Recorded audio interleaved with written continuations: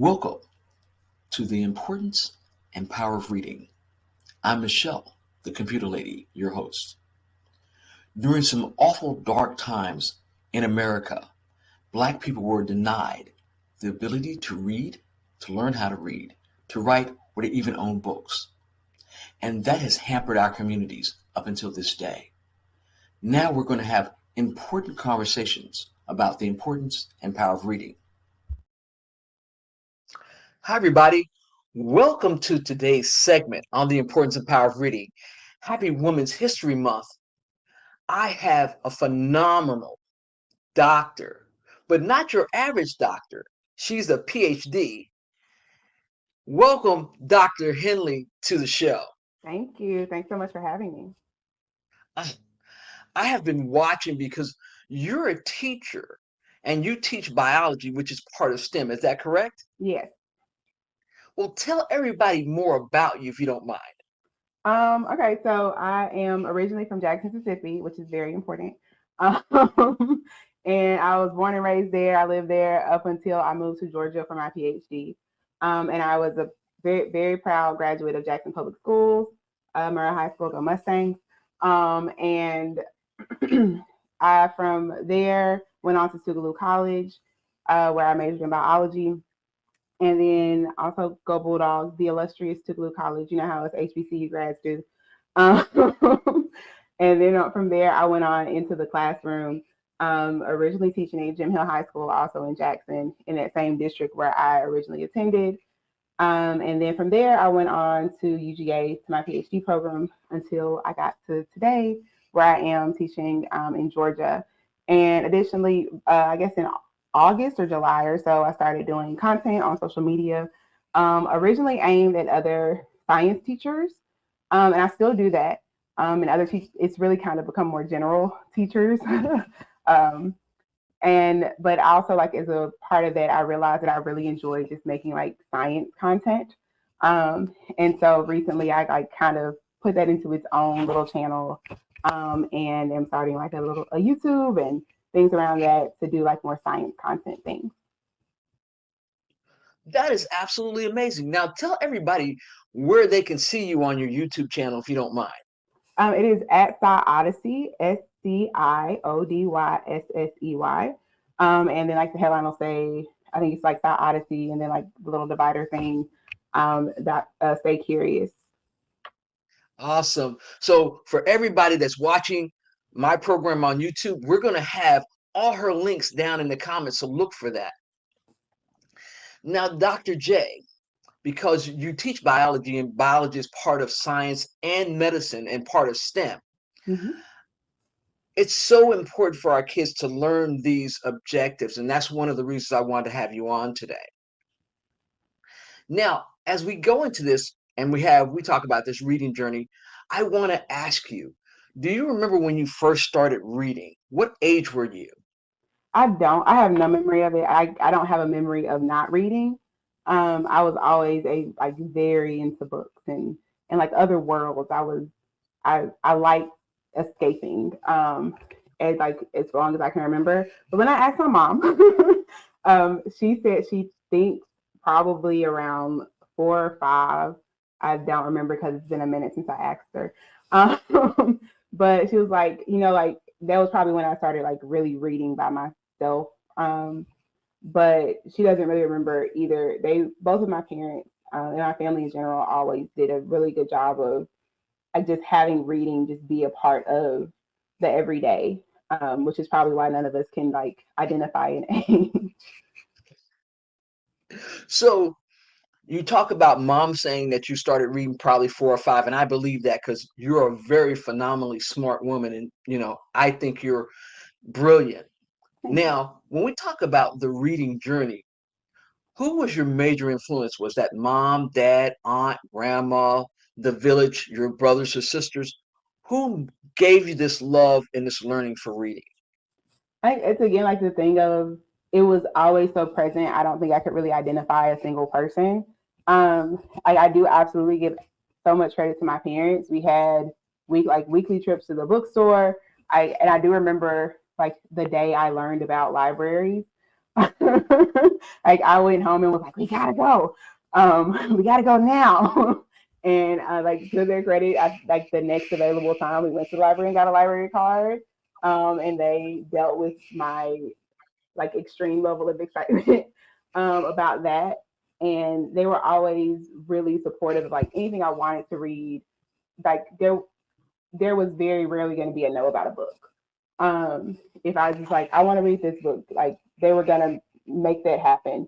But also, like I used to remember like my grandmother's house, there were always like books and magazines around, and I think like there was probably a subscription she kept just because she knew I read it every time I came over. Like I was obsessed with Reader's Digest as a little kid for whatever reason. And like the Ticket Soup for the Soul books, like they would be over her house. I think she enjoyed them for sure, but she also knew that like I would sit there and just read them cover to cover. Um, and then like my neighbors, even my next door neighbor was a retired principal and a retired music teacher, I believe. Um, and I would go over to their house, and they would like give us big old bags, boxes of cereal, and just like they used to have like these tables full of snacks. I think they must have done extreme couponing, but they also just had like these huge bookshelves that were just filled top to bottom with books, and just would let me take and keep a book. And like um, I, I think I probably would have gotten into poetry anyway because my dad is a huge Langston Hughes fan, um, and he definitely introduced me to Langston Hughes. But I remember like one of the first poetry books I owned, if not the first poetry book I owned, I got from the Stewarts, who were our next door neighbors, and they just let me have it. Um, and so like that sort of care in the like just being around me, I definitely contributed to it. That is wonderful. That just warms my heart. Now, speaking of getting that book, what was your favorite book as a child? And what are you reading today? That's always such a hard question for me, like the favorite book thing, because I don't really have favorites. I have seasons of where I'm super into something. Um, but I do remember really, really loving the Darkest Rising sequence when I first read that. I wanted the author is Susan Phillips, but I could absolutely be wrong.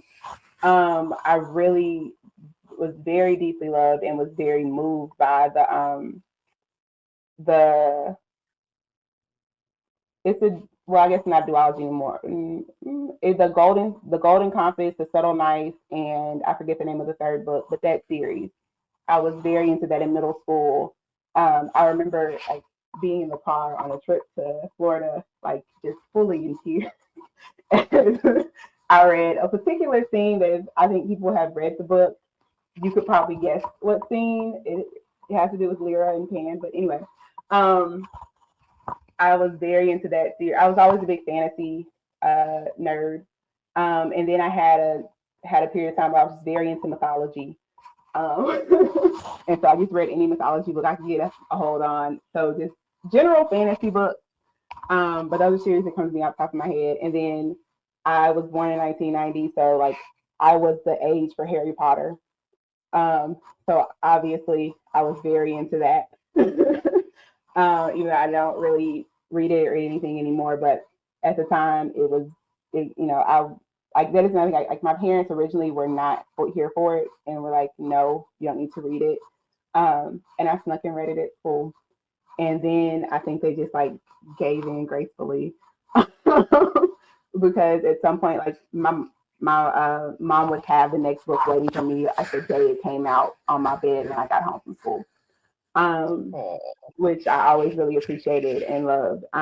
But today, I recently read my friend Raven Stringfield. She has a book coming out this August called Love Requires Chocolate, and I was able to get an advanced copy of it. It was excellent. I really, really enjoyed it, which I wasn't really surprised. I love her work. And then right now, I just requested a hold at the library for this book that is called Womb City that a friend recommended to me. that I'm really, really interested in. So I can't wait to pick it up. My spring break starts tomorrow. So like I'm not actively reading anything right now, but I have like a list for next week that includes that. There's a book that's new out by an author that I really love. I can't remember her name, but the first book of hers I read was called Ace of Spades, and she had the second book that just came out. So I'm planning to get that and read that. Um, and then probably some science books as well. Yeah, and I can just keep rambling, but I love it. I love it because that joy of reading is the cornerstone of learning. And so, with you being such an enigmatic reader, I think that's absolutely outstanding. Now, you've always liked reading. As an instructor, how can we get our parents to nurture children and nurture that joy of reading? What do you think? I think it's by not placing too many like not. Let me rethink how I want to phrase this. I think it's by letting reading be a fun thing. Like reading was not anything anybody forced me to do. It was what I wanted to do. And I was allowed to read what I wanted to read.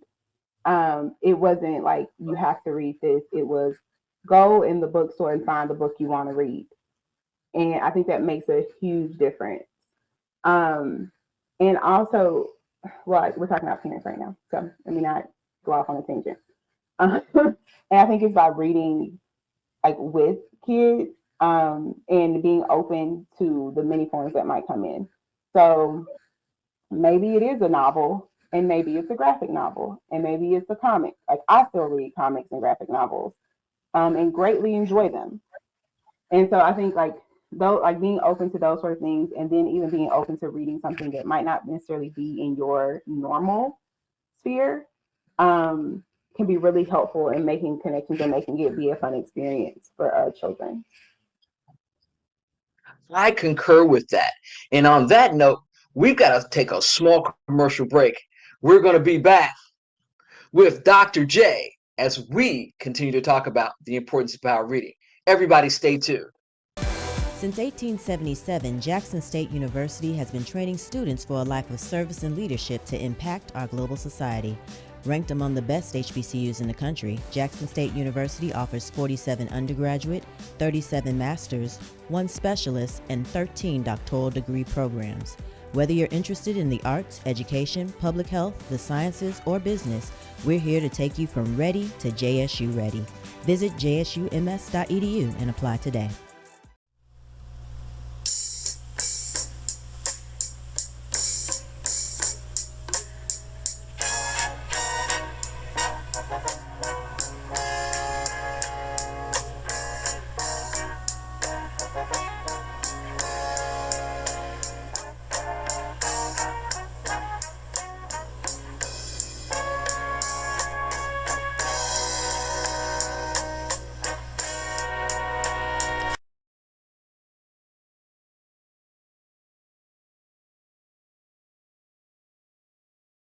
Hi, everybody. Welcome back to the importance and power of reading. I have a phenomenal doctor, PhD, biology instructor, Dr. Jordan Henley, and we're talking about the journey and the importance and power of reading. Now, Dr. J, as an educator, how important is it for children to have access to books, books in the home, being able to go to libraries? Why is that important? I just being a reading a lot, reading widely, um, impacts just like your language acquisition, the words that you know, your ability to use context clues and reason through what something might mean if you don't necessarily understand, your ability to like figure out what a word means, even with no other context and just like the word parts, because you've seen them in other words so often before. Um, and with the way the current setup of education is a ton of high stakes testing. And so much of that is reading comprehension, no matter the subject area. Like I teach biology, and I'm probably shouldn't be saying this. Literally today we were going through some data on a test, and looking at the answer choices our students picked on questions that a lot of them got wrong. They weren't getting it wrong because they didn't understand the content. It's a reading comprehension issue. And so a lot of times when we see these low test scores in math and in science, and in social studies, it's not content, it's reading comprehension. And sometimes it's not even reading comprehension, it's what's the word when, see, it's been a long day, so my bad. The word stamina. It's reading stamina as well. Because like they'll have 4, 5, 6 passages on a test. And so by the time they've gotten to the third one, they're tired because they don't read enough to like be able to push through having to do that level of analyzation over and over and over. So just having those experiences and engaging with books and reading, because not even necessarily books, because it could be captions on this, like while they watch TV, over and over matters so much. Well, that's why we're having this conversation, because a lot of times when we talk to parents or we talk with schools, these are some of the same things that they tell us. It's reading Mm-hmm. comprehension. Now, we talked about having books in the home, but how important is it for parents to read with their children? I think it matters because student children are little mirrors. They do what you do. And especially when they're young, but really at any age, like it's funny as I teach ninth grade. Well, I teach primarily ninth grade, but I have ninth through 12th grade in my room, depending on their educational situation. And it's funny how like I start to hear myself coming out of their mouths as the year progresses. Like because they start to pick up on your mannerisms and your phrases and like how you respond to things. And so like if a small child sees you engaging with reading, then they naturally model that. But I also think it's important to know that that doesn't necessarily have to look the way that we imagine it looking, as if like you sitting here reading this big huge tome, or necessarily reading to them, because there are a lot of adults who struggle with literacy as well. And I think being transparent about that with children can actually be really powerful. And like having that conversation with a child and letting them know, like, I'm trying to learn this as well, and I'm doing this beside you. Or like, okay, well, you read this to me, help me figure this out, can also be really powerful. It's not necessarily just what we normally think of as like the adult imparting to the child, but also vice versa. And even if you are like literate and well read as an adult, I still think that reversal of dynamics is important, because giving children and especially teenagers the opportunity to be the expert in the room is so affirming to them and encouraging for them to keep doing whatever it is that they're doing in that moment. When I was younger, I used to tutor GED. Okay. And because of that, a lot of children, the parents would bring children with them, but the children would be helping the parents when they Mm-hmm. didn't understand. Because I too grew up in Mississippi. I grew up in Meridian, and you grew up in Jackson. Yeah. But we know that, especially when we talk our communities, there was a time when it was outlawed for Mm-hmm. Black people to read. And then Yeah. they used that against us when we wanted to get the right to vote. They were like, well, if you can't read, you can't have the right to vote. Mm-hmm. So as we started getting more literate as a community, the Yeah. kids would help uplift the parents. When my mother went to college, I was helping her with her biology classes, and I was a 15-year-old freshman at Jackson State, so I Yeah. understand it a lot. Now, as an educator and a professional, how has reading really shaped you and your career? Because you are a PhD, and explain to folks what a PhD and the type of PhD you have, please. Um, so a PhD is a doctoral level degree, and mine is in science education. which essentially means I did a whole lot of learning and a whole lot of research about like one very specific area of science education.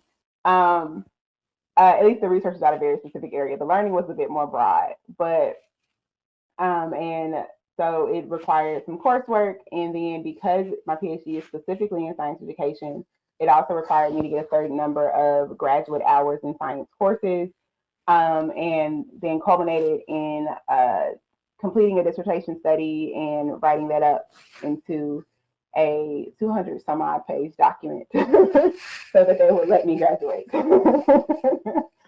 um, and I defended that in July of 2022. That is Yeah, amazing. thanks. Please continue. I don't even know.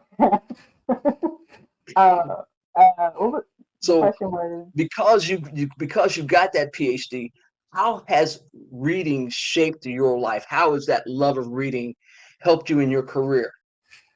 yeah, so it's been super helpful for me because I was such a voracious reader as a child. Um, reading and reading comprehension have never been anything that I struggled with. And I've always been pretty good at being able to skim and pick up on things I needed to, which all serves me very, very well in grad school. And it's also made me a very uh, confident writer. Writing was never something I struggled with either. And I don't know that I've always been a good writer. I know I am now. Um, but I definitely had always had people telling me that I was a good writer, which also makes a huge difference. Um, and so I never struggled with confidence about my writing. And I do think a lot of that came from how much I read. So there were things that I picked up about writing structure because of how much I read. And I didn't just read fiction, even though some part of me probably would have preferred that. But I also would like go on little binges of like nerddom. Like I had a period of time in middle school where I was like obsessed with hypnotism. I have no idea why. I cannot explain it. I cannot remember why, but I had like a period of time where I just needed to know everything about hypnotism, and so I read a lot of books about hypnotism. And I had a lot of like periods of time like that where I just was like, I need to know everything about this one thing. So that made me familiar with different types of writing because I wasn't just reading fiction. And then within fiction, I read across a lot of different genres. And then my dad off. I don't know if you can you see the little thumbs up? I don't know where it Yes. comes from or how to make it not happen. So apologies. But yes, I read across a lot of different genres, which introduces you to different writing types and writing styles. And then my dad would like hand me a book and tell me that I had to read it. And so like I read a book about the Brown versus Board of Education decision, and it uh, and how it like the language in that decision of all deliberate speed echoed into the next few decades of integration. Um, and so like and he gave me that book. I think I was in seventh grade to read.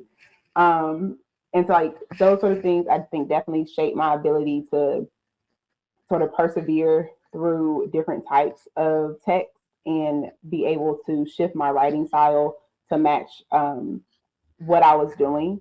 And I think it's been very, very, very helpful. And also, I just like have random pieces of knowledge, or I was like, oh, such and such from this book. I can't always pull a title or an author, but I can usually like give enough details to get there. So yeah, it's been very, very helpful. That is awesome. And on that note, we got to take one more commercial break, and we're going to be right back with my guest, the illustrious Dr. Jordan Henley, as we continue to discuss the importance and power of reading. Everybody stay tuned. You're watching the PIC TV network, channel 1000.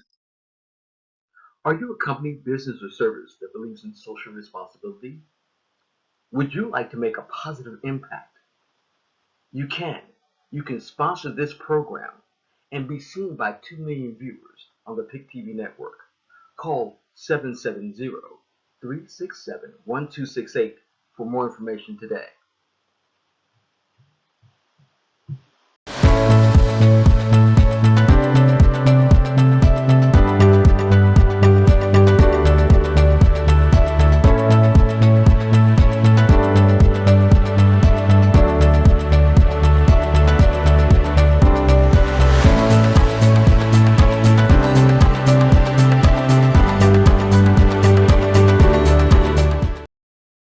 Hi, everybody. Welcome back to the importance and power of reading.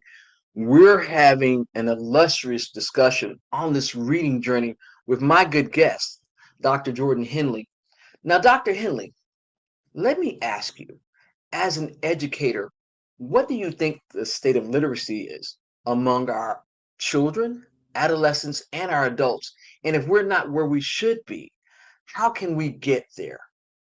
I think that for me, that conversation, usually when that conversation is had, it starts with children. I do think it should start with adults because, like, every sort of study that's been done about like adult literacy in the US shows that it's much lower than most people think it is. Um, a study I read recently was like that most adults do not have like the reading ability to be able to read, analyze, and then draw conclusions from two separate texts, which is alarming.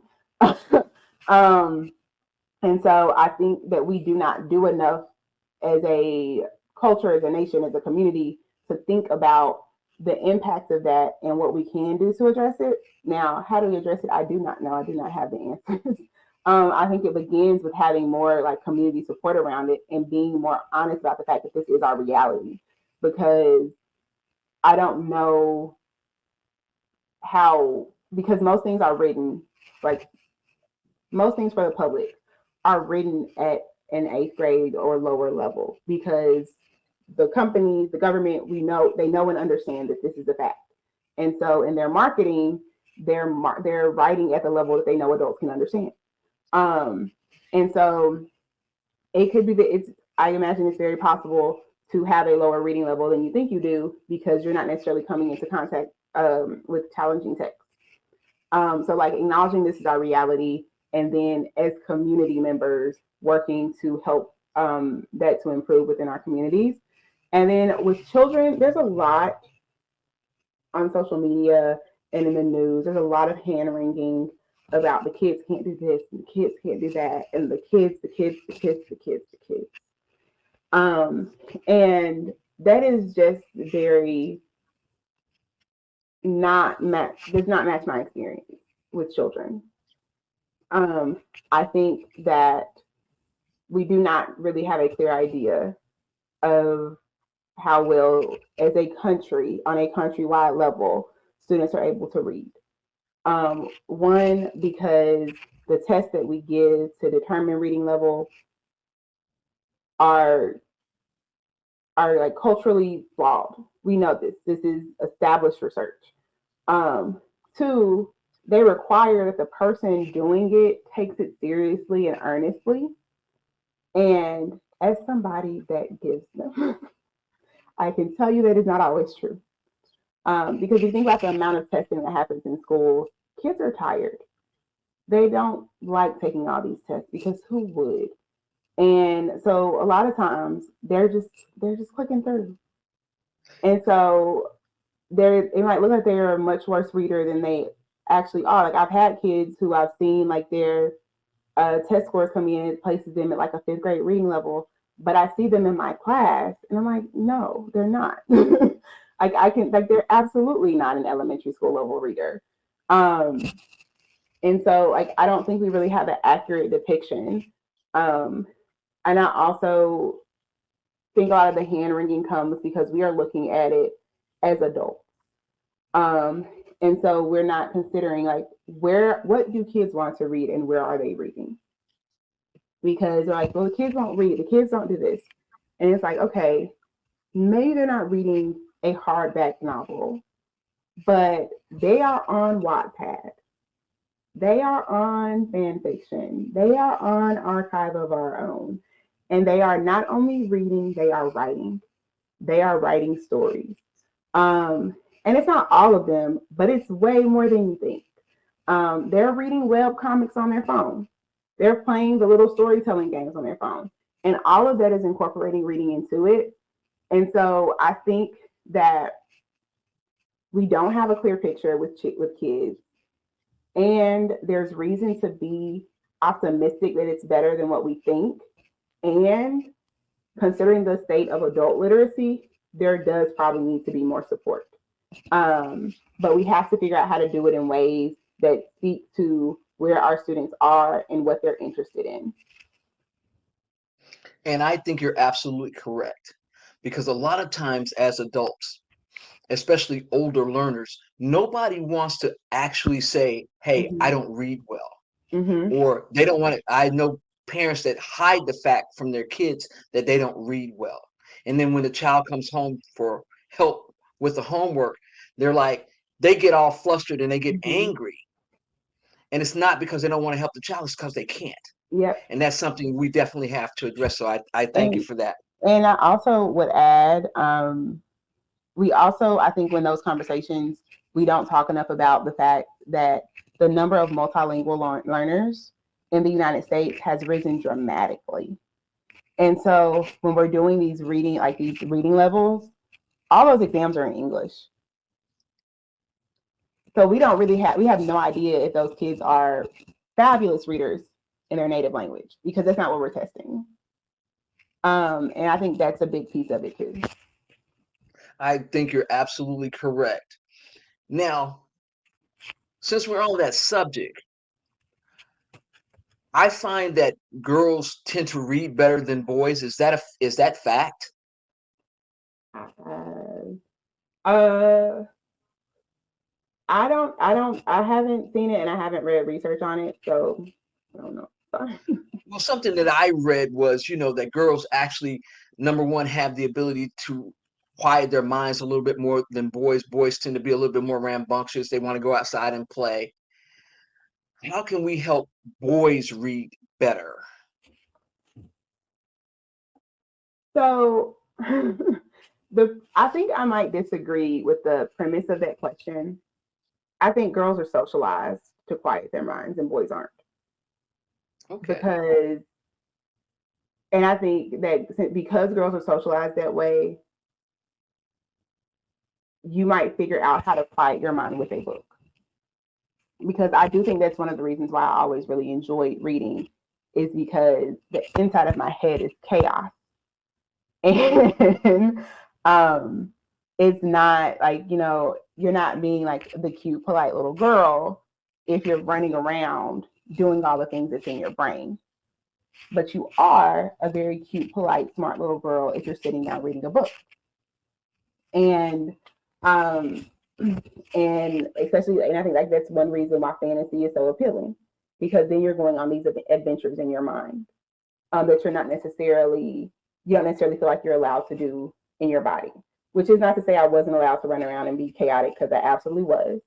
But I do think it's just part of the natural thing. Well, not natural. I think it is part of how our culture socializes girls. Um, that being said, I also think our culture socializes boys to not read, because it's like, if it's a little boy, it's like, well, you need to be outside playing, instead of saying, oh, you're enjoying this book. Like, if you think about how historically, and hopefully this is changing, but historically, how people respond to a little boy who just wants to sit down and read a book, how is he going to be framed? What is going to be said about that child, especially in comparison to a little boy that wants to go run outside? Um, And so I think it's more of an examination of how we respond to what children are doing, than it is a difference in the ability. But I also I think it's the same thing with girls. It's like, what are they interested in, and give them back to read. Like, it's the same. The reason I liked reading was because I got to pick what I read. Let them pick what they read. Let them pick a comic. Let them pick. If you want to know how a car works, let them get the car manual. I think that to me, that's what it comes down to. And I think you have a really valid point.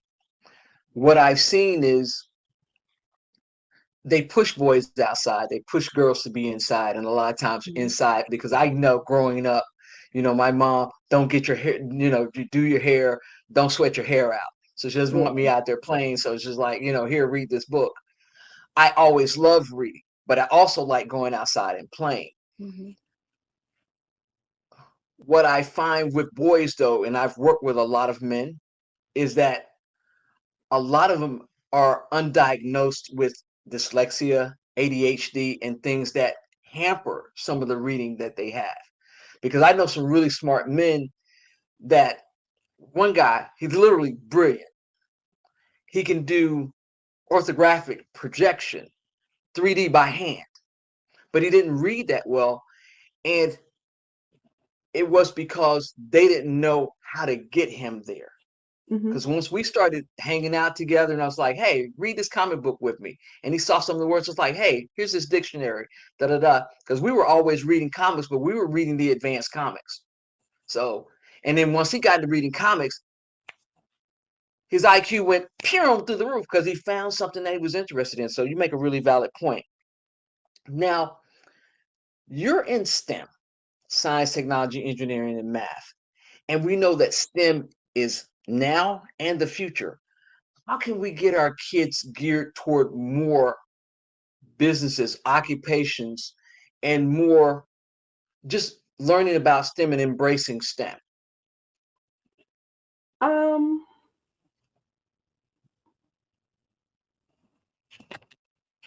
so I don't think it's by necessarily pushing STEM. I think it's by like, what are you interested in? And then letting those connections be natural. Um, I think STEM is very important. I love science. I have loved and adored science my entire life. And I think the science and the tech and the engineering and what we do with the math that happens when that is absent of a well-read populace, of a group of researchers with a solid ethical base, with some sort of understanding of social sciences, is dangerous and scary. And so I think part of the reason kids stop liking STEM is because it is just, they're just hit over the head with it. And it's just like STEM, STEM, STEM, STEM, STEM. Um, and and then in addition to that, STEM is presented as if it's this thing that is for a select group of people. It is for the kids that are super smart. And if you do science, you must just be so, so, so, so smart. I get that all the time. Like, oh, you teach biology? You must be so smart. And I'm like, I mean, I don't think one has to do with the other. It's persistent. It's not necessarily a level of intelligence because I don't know that I necessarily buy into this idea that just some people are just naturally smart. I think it is a persistent thing. It's not like even the PhD. I didn't get a PhD because I didn't like earn the PhD just because I'm so so smart. I got it because I worked my tail off.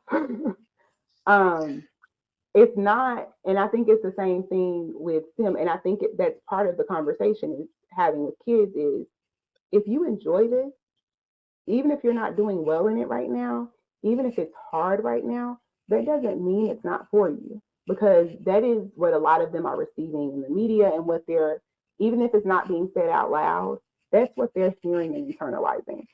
And we have to be very, very clear like, no, even the smartest people in STEM struggle. It's hard. And I also think with that comes saying choosing something that's not STEM doesn't mean you took an easy path either. Because I will tell you, some of the education classes I took are some of the hardest things I've ever done. And I've taken graduate level science courses, and my grad education courses were harder for me. Um, and so I think those conversations are really important. And then just letting kids enjoy things and letting it connect to other things they enjoy. So if they're enjoying making an experiment and while they're doing their little experiment, they want to tell a story, let them tell a story. Who cares if the science isn't perfect? If it's like they're 9, let them tell the story. And but now that like they have this thing that they love that they're enjoying, and we can get the science together later. But now they have these good memories associated with it, and it's not this thing where they felt beat down about it. And now maybe they're more willing to engage with it as they continue to grow up. Because like something I've been saying recently, like I've never met a kid under 6 that didn't like science. You know, I've never met a kid under like 5, 6, 7 who didn't like playing with Legos. And what is that but engineering? You know, I've never met a kid like under that age group that didn't like playing with puzzles. And like that, like some of that's math, right? So like kids like STEM. It's the what we do with it that makes them hate it. Well, this is my thing. STEM is everyday learning. Whether you're baking cookies, you're measuring, even just knowing the size of a room, it's STEM. And if we continue to tell children it's STEM every day, you're jumping rope, you're counting, it's STEM. How much your body mass is some type of STEM. So I think we need to incorporate STEM as an everyday and point it out to our kids. Hey, Yeah. this is STEM. When you see the wind blowing, meteorology, it's STEM. It's raining, it's STEM. And so when kids know that part, I think it makes it easier for us to, number one, make it relatable. Mm-hmm. That your everyday life is STEM. Mommy's having a little baby brother or baby sister. Science, technology, engineering, math, part of STEM. Yeah, yeah. Like I think like it's making it taking away the which maybe I said inelegantly, but taking away the mysteriousness of it and the eliteness of it and saying this is just a part of your day to day thing, but also like giving them room to back away from it when they feel so called. Absolutely. I concur. Now, Dr. Henley, you know that time goes by fast. I want you to tell everybody your social media, Instagram, TikTok, YouTube. That way they can go and see some of the wonderful things that you have to offer. Yeah, so on hmm, yeah, on YouTube, Instagram, and TikTok, you can find me at on Instagram, YouTube, and TikTok. You can find me at Sci Odyssey. That is SCIODYSSEY. On Instagram and TikTok, you can also find me at Dr. J. Stay Curious. Dr. J. Stay Curious on those two platforms, and Sci Odyssey on YouTube has a lot. Is going to see a lot more of just like science content, whereas Sci Odyssey on Instagram and TikTok are more teacher focused content. And then I also have a Ko-Fi where I try to keep updated as well about what I have going on and what's in the plans, particularly for my science content, which is ko-fi.com/ Dr. J Stay Curious.